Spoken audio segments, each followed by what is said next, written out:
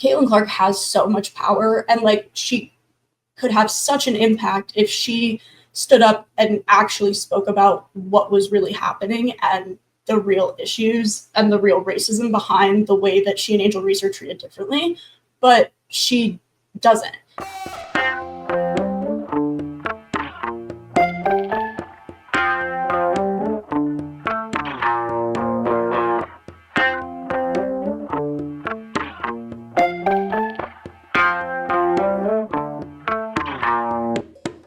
Hello, and welcome back to Sarah Says So, your go-to show for women's sports news.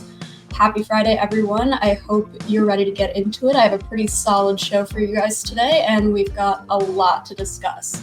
But of course, before we move forward, make sure you're following the show on social. So it's at Sarah Says So ETB on Instagram, Twitter, TikTok, and anywhere you get your podcasts. So make sure you follow and subscribe so you never miss an episode, because we've got a lot of good stuff for you today. All right, so moving into today's lineup, we're going to mainly cover WNBA and PWHL today, starting off with a discussion of Caitlin Clark and Angel Reese, as well as a week one of the league recap.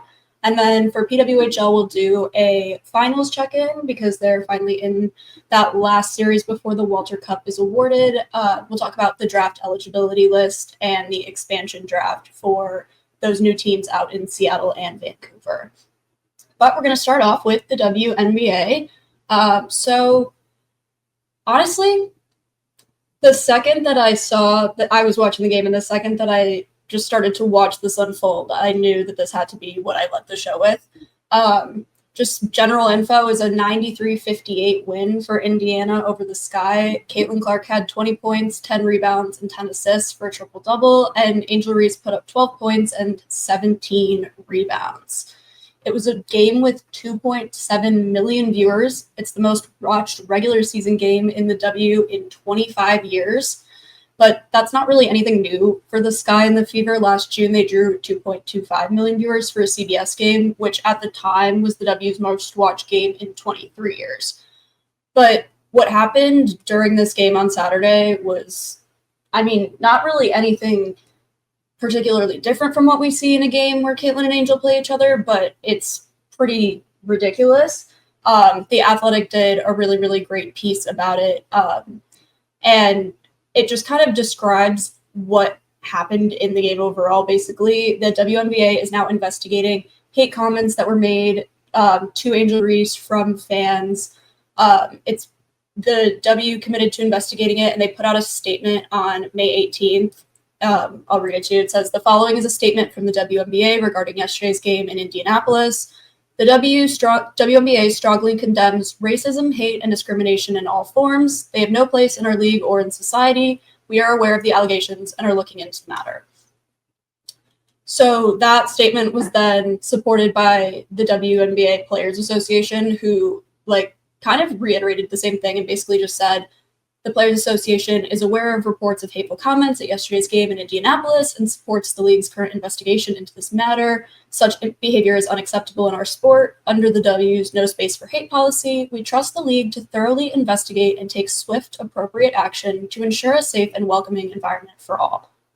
So they definitely seem to be addressing it, but it's also more than just the hate comments that these fans were yelling at Angel Reese. Obviously, any fan is going to get, or any player that's doing well, any player that's in a rivalry with another team star player, they're going to get heckled, they're going to get chirped at. That's just the nature of sports.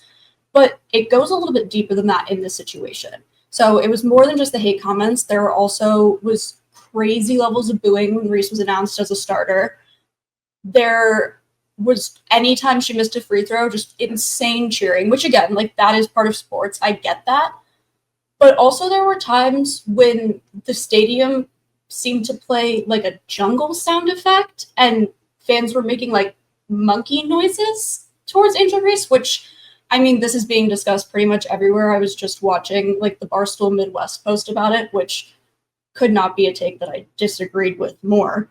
But it's the problem here is that it's not just normal athletic fandom. It's not just you shitting on your team's your rival team's best player. That's not what this is. There's a really, really significant underlying component to this entire thing, and that is the race aspect. The level of vitriol around Angel Reese is increasingly disturbing. She's been painted as the villain of Caitlin Clark's career in such a crazy way that you would think that, like, without any sort of context, just watching the way that the media talks about the two of these players, you would think that this was like a Tanya Harding, like Nancy Kerrigan situation. And that's not what it is. Comments from really notable sports figures like Dave Portnoy and Keith Olbermann, like they're two of like the biggest critics of Angel Reese that perpetuate this like ongoing stereotype that she is the villain in Caitlin Clark's career. And then after this game on Saturday, former NFL player Robert Griffin III tweeted, "After watching Caitlin Clark's flagrant foul on Angel Reese and the aftermath, there's no way Angel Reese can continue the lie that she doesn't dislike Caitlin Clark. I know what hatred looks like. Angel Reese hates Caitlin Clark. Not some basketball rivalry hate either. Hate." Like,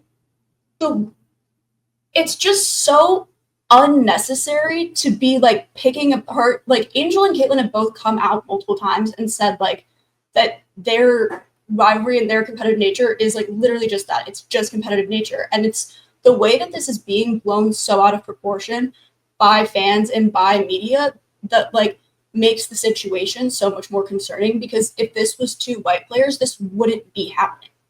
It just wouldn't. And like the fact, like the Barstool Midwest video or whatever that I referenced earlier, the guy in that said like, oh, it just sounded like a kid was like laughing. It objectively did not sound like a kid was laughing. Like, go watch the video. I'm going to repost it on the Sarah Says So ETB TikTok. You can hear it in a TikTok that ESPN posted during Angel Reese's free throw. I'll repost it on that account so you can hear it. But like, it objectively does not sound like a child laughing. It sounds like some sort of weird, like, jungle audio sound effect. And if you know anything about any sort of like racism and stereotypes towards the Black community, one of the biggest stereotypes and like acts of racism is comparing the Black race to monkeys because of like traditionally stereotyped like ways that they've been drawn and like exaggerated physical features and things like that. So it's not like you can't just go, oh, it just sounded like a kid laughing. Sure, maybe it did to you because you're uneducated and you're not thinking deeper about this, but to allow that to happen just unchecked is absolutely insane. And this is a situation that's been happening with Caitlin and Angel for so long. Like, it's really, I mean, when I go back and think about when it really started, I think about the NCAA tournament where they were facing off and they both did like the "you can't see me" gesture, and just the way that everyone responded to that. Like, Caitlin was confident and she was talking trash and whatever, and Angel Reese was ghetto and disrespectful. And again, like, this just wouldn't even be a conversation if both of these players were white. And I think one of the other issues that I really take with it is the lack of response and accountability from Caitlin Clark herself. I don't think that Caitlin Clark needs to be like the face of anti-racism in any way, shape, or form. I don't think that it's her responsibility to like take accountability for what her fans are doing, but it's definitely her responsibility not to keep her mouth shut, which is exactly what she does. She spoke out on it after the game because she was asked directly, but she rarely ever speaks on it unless it's brought to her. When I was researching other times she's commented on racism specifically between her and Angel, or even in the league in general, I really could only find a couple things from last year, and then this was her comment after Saturday's game was the first thing from 2025. And so it's really also interesting to see someone with that platform. Like, Caitlin Clark has so much power, and like she could have such an impact if she stood up and actually spoke about what was really happening and the real issues and the real racism behind the way that she and Angel Reese are treated differently. But she doesn't. When she said something in 2024, I believe it was in December. It was in a Yahoo Sports article, but literally the headline was like, Caitlin Clark breaks her silence on like the racism thing or something, but like literally used the phrase breaks her silence. That's crazy. Like, she should not be that silent. And all she kind of just says the same thing every time, After the game on Saturday, she said, "There's no place for that in our game. There's no place for that in society. Certainly, we want every person that comes into our arena, whether a player or a fan, to have a great experience. So I please appreciate the league doing that investigation. We'll leave that up to them to find anything and take the proper action if so." I'm sorry, if I'm in her shoes and like my fans are screaming at a Black player on another team and like saying horrible, I'm not gonna just go, "Oh, I hope the league investigates." Like, she said that she couldn't hear the comments like being made on the court. Well, I find that incredibly hard to believe. Obviously, that's a really loud environment and she's on the court, so she's not hearing everything. But if it's significant enough for the league to be investigating it, I find it incredibly hard to believe that she didn't hear a thing. I mean, the only small silver lining out of this entire situation, if you can call it that, is that Angel Reese has said she feels really supported by her team, the Chicago Sky, during all of this. The Athletic put out a really great article about that yesterday evening. And she basically was like asked after practice just how she's doing and like whether like what her feelings are basically on around all of this. And she said, "Yeah, obviously there's no place in this league for that. I think the WNBA and our team and our organization have done a great job supporting me. I've had communication from everyone, from so many people across this league. It could happen to me. It can happen to anyone. And I think they've done a good job supporting us in this." And then she goes on to talk about how great her support system is. And then at the end, she says, "I think just having the support and this love and being part of an organization that really supports me and loves me is something that I just couldn't imagine not being part of." And so, as honestly freaking deplorable as the way that she was treated in Indianapolis was, I am really glad that she seems to have some sort of silver lining with this guy. And I mean, she and Caitlin will play again in Chicago in just a few weeks, maybe not even a few weeks. I think it's the first week of June, so 2-ish weeks. But I'm sure that will be a really, really interesting game. It's here in Chicago, actually. You should try to get tickets.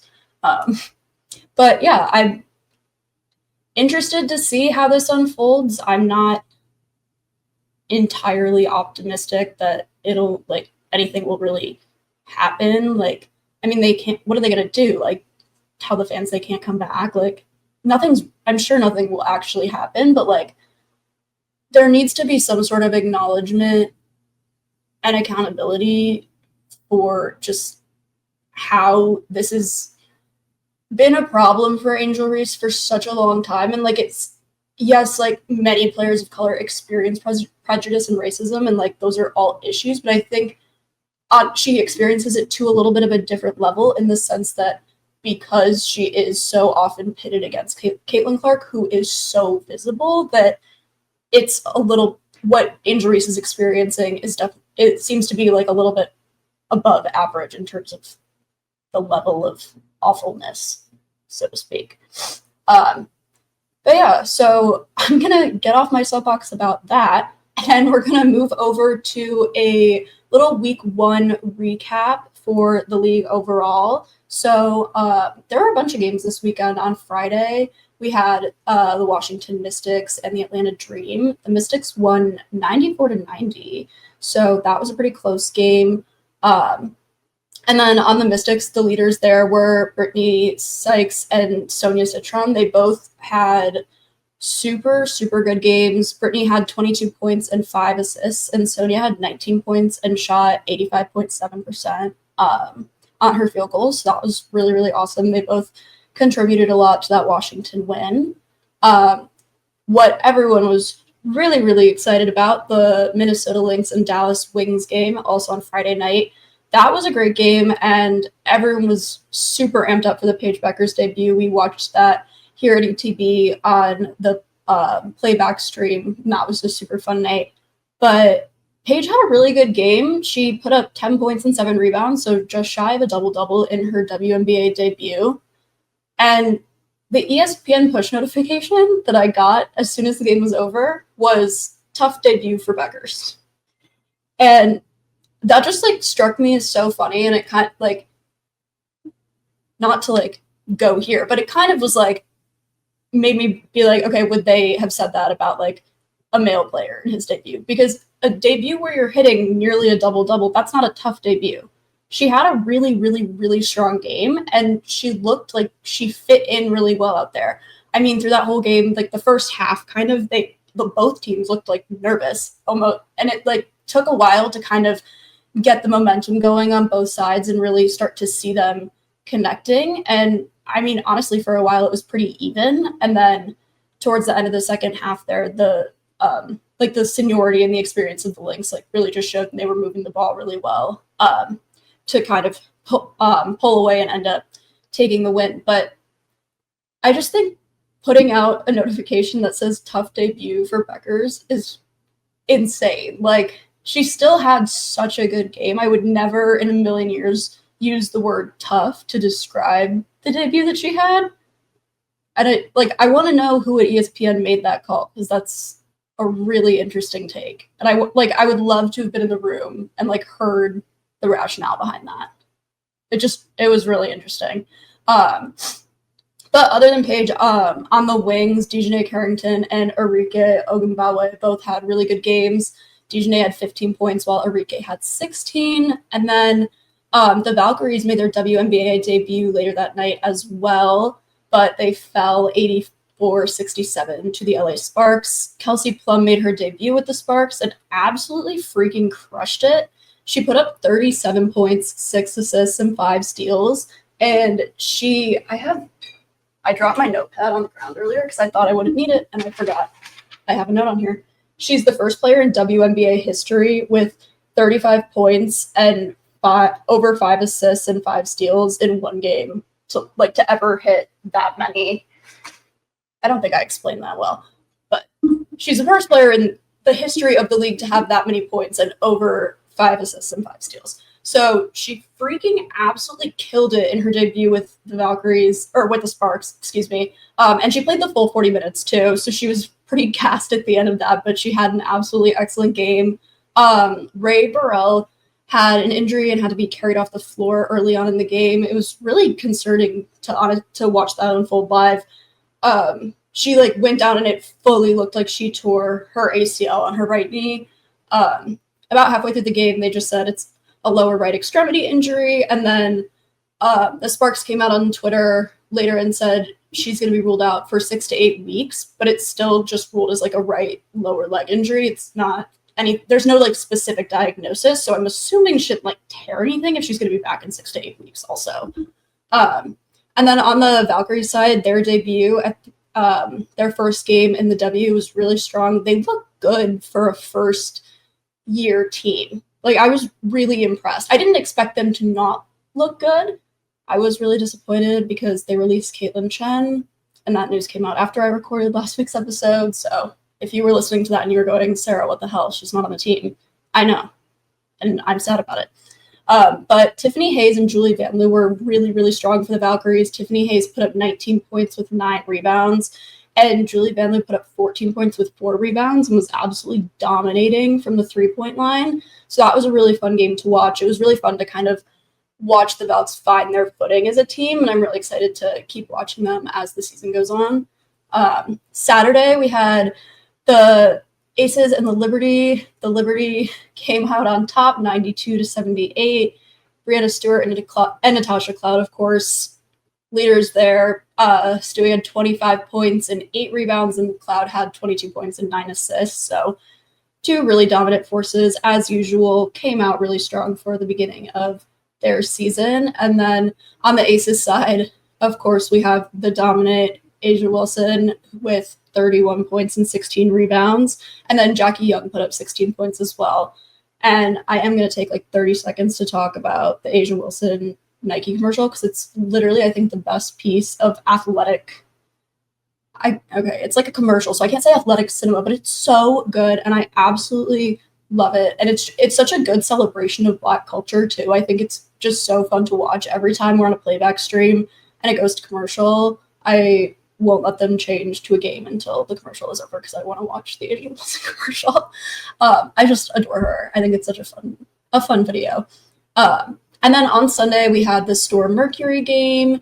Phoenix won that 81-59.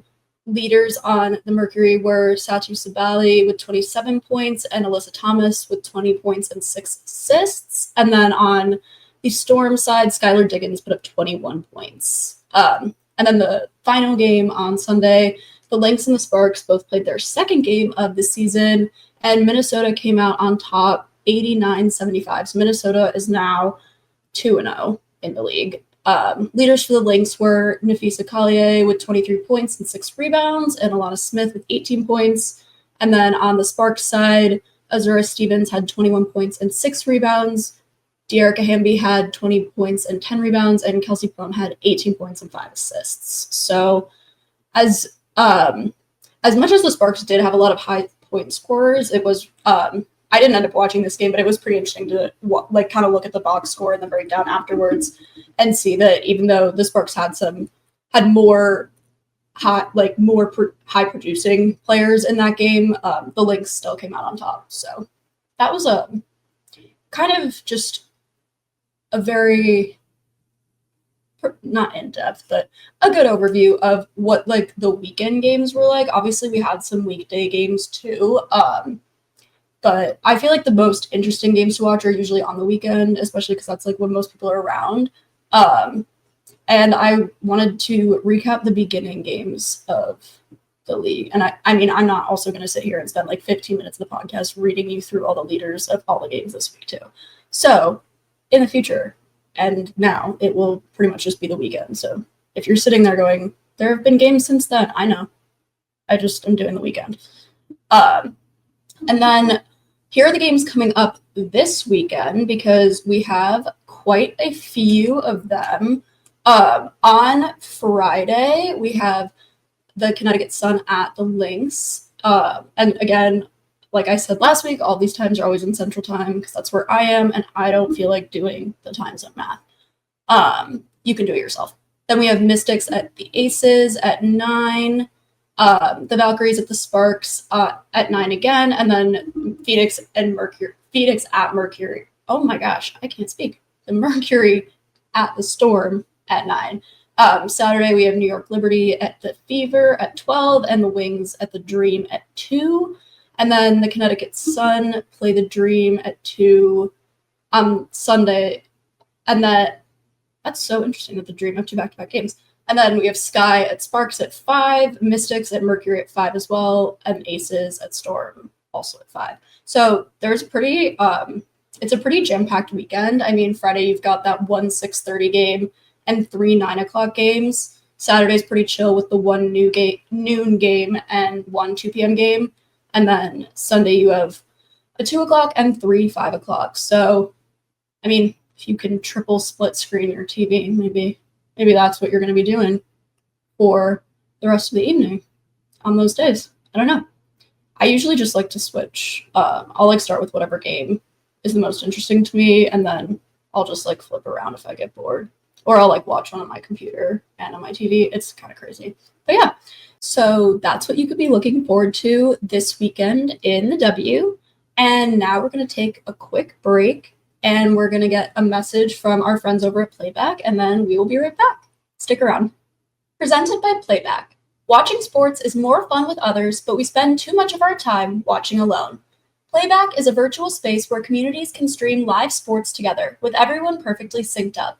Creators can hop on stage, deliver their own play-by-play analysis and commentary, and invite viewers up for Q&A.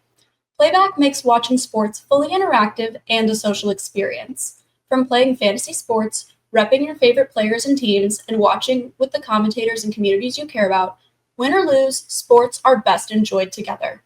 Join our community by going to playback.tv/ETB network to find out more, including our live stream schedule. And now back to the show. And welcome back. Now we're going to move on over to the PWHL and do a little finals check-in. So both Ottawa and Minnesota are currently on that quest for the Walter Cup. Game 1 happened Tuesday. Again, recording this on a Wednesday. So when you're listening, Game 2 will have happened. But as of now, Game 1 has happened.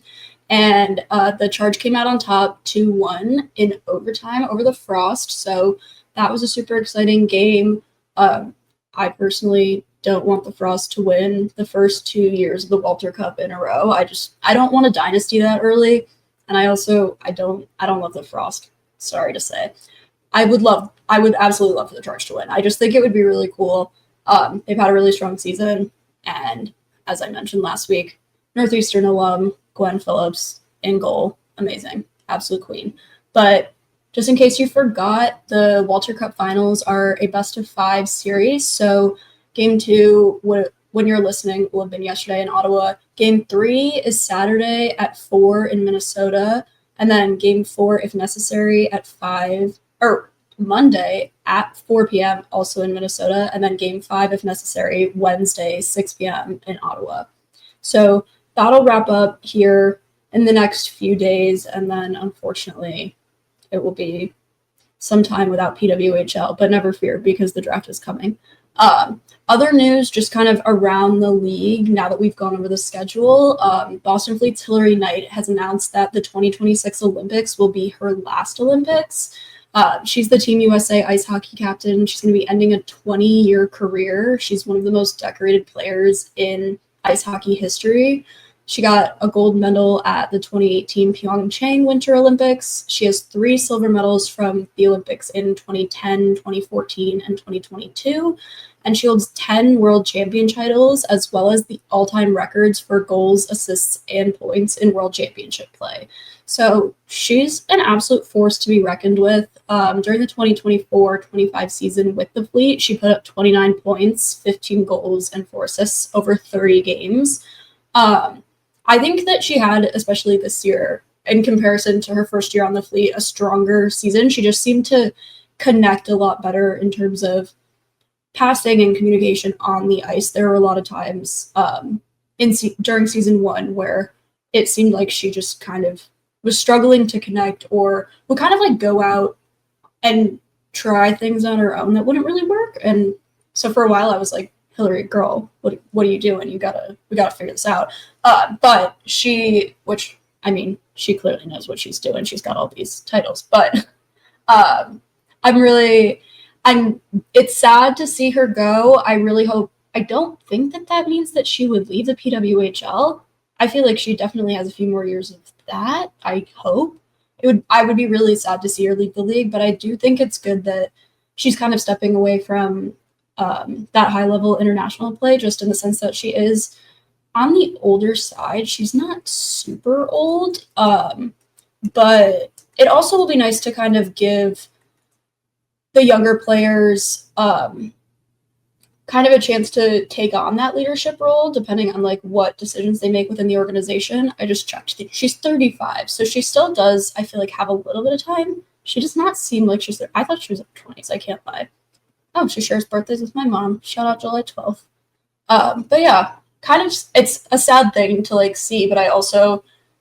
I'm always sad whenever a player, especially one that I enjoy, announces that they're going to be stepping away a little bit, but I don't think that she would step away from the PWHL yet, and so I'm kind of okay with the announcement for now. But yeah. In terms of the expansion draft, we've got a ton of information news on that now from the league. That was something that I've been waiting on very anxiously. So the expansion draft, there are a lot of different dates. So we're going to have the regular 2025 PWHL draft and an expansion draft to give players to the new teams in Seattle and in Vancouver. I think I might have called Vancouver Montreal earlier. If so, my apologies to Canada. Some key dates. So on June 3rd at 11 Central Time, the player protection lists are due. So the player protection lists, basically, each of the 6 inaugural teams will have the opportunity to initially protect 3 players from being selected in the exclusive signing window and the expansion draft. So after an inaugural team has picked those 2 players, so they'll pick 2 players that they'll keep. And then once they lose 2, they can pick 1 more that they can protect. Interesting. Yeah. Okay. So they'll protect the 3. Sorry, I misspoke. They'll protect the 3, and then they'll add another one once they lose 2 players. So overall, each team will be able to protect 4 total players.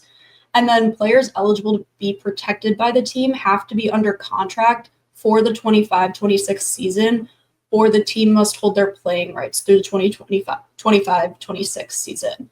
So because this is only year 2 of the league, basically everyone is eligible to be protected because in the PWHL, a player's playing rights are with their team for a minimum of 2 years after draft entry. And so almost everyone is eligible to be protected under those guidelines. So that's on June 3rd. The player protection lists are due. So again, they're going to protect 3 players. Once they lose 2, they'll get to protect 1 more. So each team will get to protect 4 total players. Okay. And then, so that's June 3rd, June 4th through June 8th. So that's 4 days. So we'll do player protection lists are due. The next day, the exclusive signing window opens. So after the submission of those protected player lists, the expansion teams get a 5-day window to sign a maximum of 5 players. There's no minimum number of players who have to be signed, but any unprotected player or player whose contract is expiring is eligible to be signed. So from June 4th to June 8th, Seattle and Vancouver can take a maximum of 5 players that are unprotected or have an expiring contract from any of the 6 inaugural teams. Then, once that signing window closes on June 8th, the next day, June 9th, the expansion draft will happen. So that'll be at 7:30 on June 9th, and it'll feature Seattle and Vancouver selecting a minimum of 7 players each until they get 12. So basically, you pick, during that exclusive signing window, those 2 new teams will sign a maximum of 5 players. And then in the draft, they'll select a minimum of 7. But if they didn't hit 5 during that signing period, they'll draft more until they hit a 12-player roster. If one team enters the expansion draft with fewer signed players than the other, they'll be granted additional selections to reach their 12. I'm just literally reading from the PWHL website because this is so specific. But the order in which teams will make those selections are going to be determined later. So they haven't released that yet, and they haven't released where you can watch coverage of that yet. But again, that's going to be June 9th at 7:30 Central Time, and that's the expansion draft. And then there's an interesting little break. I mean, it makes sense. That's how draft things work. But so June 9th expansion draft, then way later, June 24th, is the 2025 PWHL draft itself.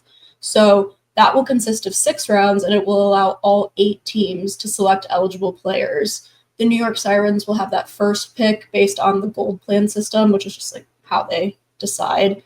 But the full selection order hasn't been confirmed yet. So basically, Seattle and Vancouver get to sign people for 4 days, maximum of 5, then do the expansion draft and hit 12 players, and then everyone drafts in the PWHL draft, kind of normally, so to speak. This struck such fear into my heart as a PWHL fan I can't even express to you. I mean, we all knew this was going to happen. How else do you build a team? I knew this was going to happen. Expansion drafts make me so anxious. I'm very worried about it. Each of the 6 teams is going to relinquish 4 players from their 2024-25 roster. So it's not really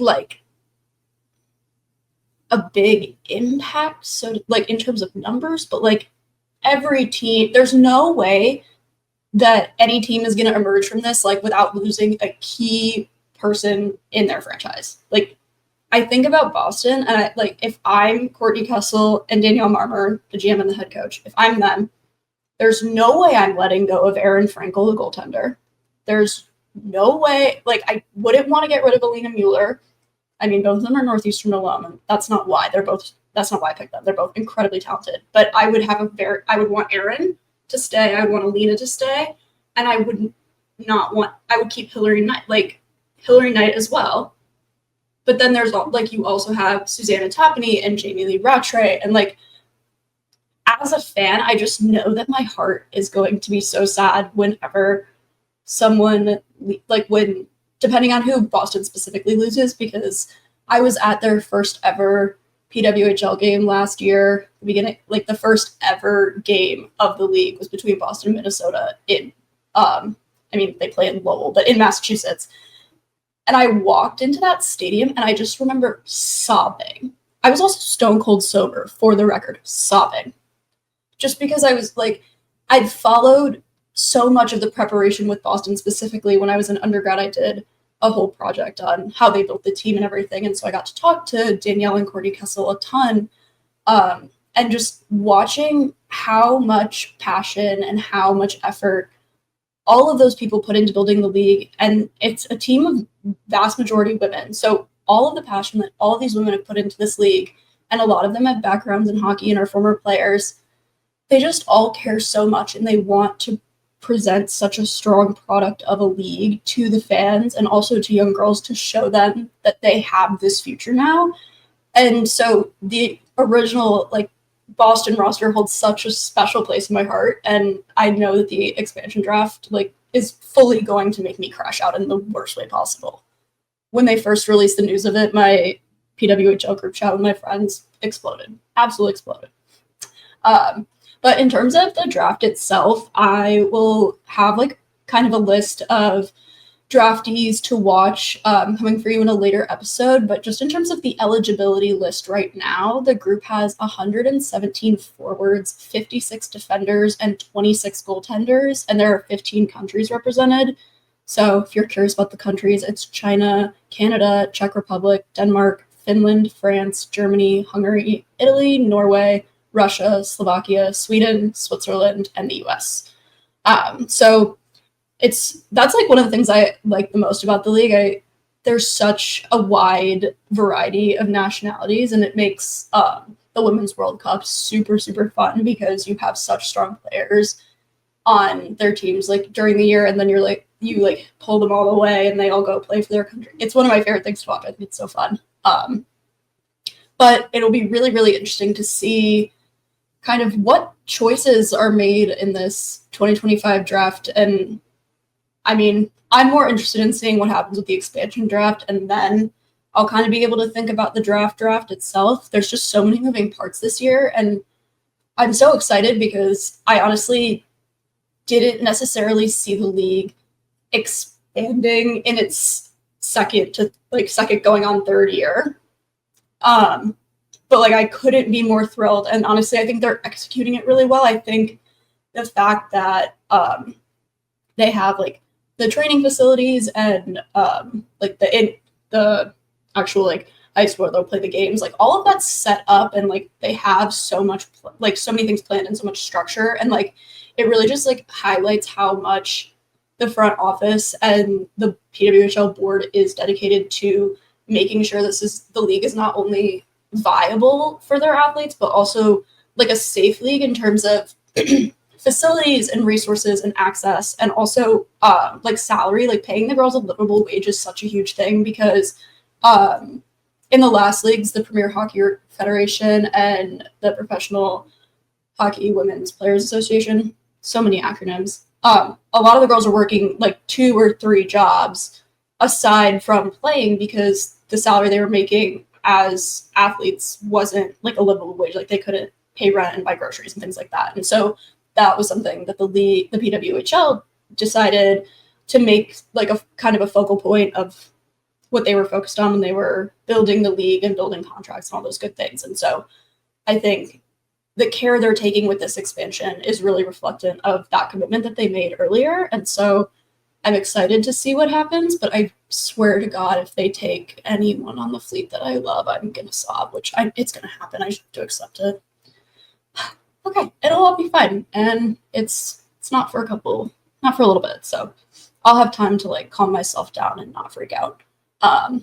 But in terms of what to keep an eye on this week, the only thing that we haven't really talked about yet is what games are going on in the NWSL this weekend. And so I'm going to go over those really quick before we wrap up.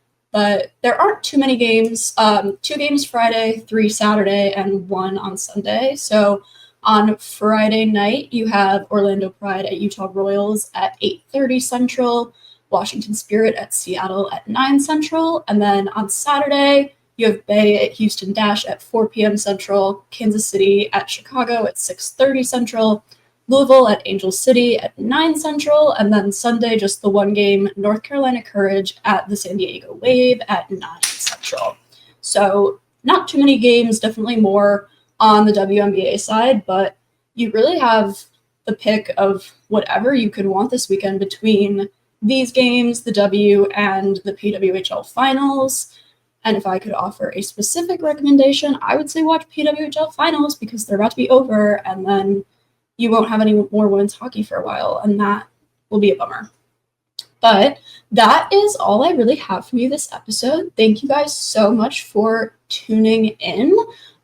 If you aren't already, make sure you're follow and subscribe at Sarah Says So ETB on all the socials. So Instagram, Twitter, TikTok, and all the podcast platforms. Also on Friday, we're going to be doing a stream of those WNBA games that there's like the 3 at, I believe it's 9, right? Yes, 3 at 9 Central Time. And so we'll be doing a playback stream with all 3 of those, just kind of hopping around between the different ones and talking about them. So definitely make sure to tune in for that if you're around and want to watch the games with some of the ETB staff commentary. It's always a fun time. I think we might be doing some food challenges this week, allegedly, maybe. I kind of signed myself up to like be tortured with like sour candy, which I love, but I'm worried because they know I like sour candy, and so now I'm scared that it's going to be really sour, but it'll be fine. I'm excited. So, yeah, that is all I have for you today. I will see you next Friday. Thanks so much for listening.